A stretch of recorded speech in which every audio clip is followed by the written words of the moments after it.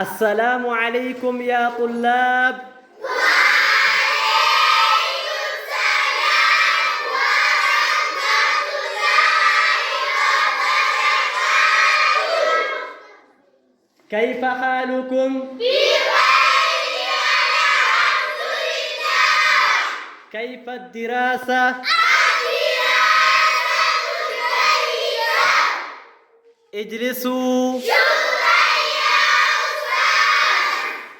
أدوات الصرف طاولة، كرسي، سبورة، طباشير، قلم ريدي، قلم رصاص، أدوات الزيت، عقيقة، تلفاز، جراب، باب، نافذة، سرير، مصباح.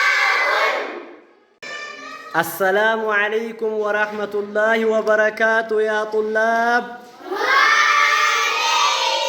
السلام ورحمة الله وبركاته يا أستاذ.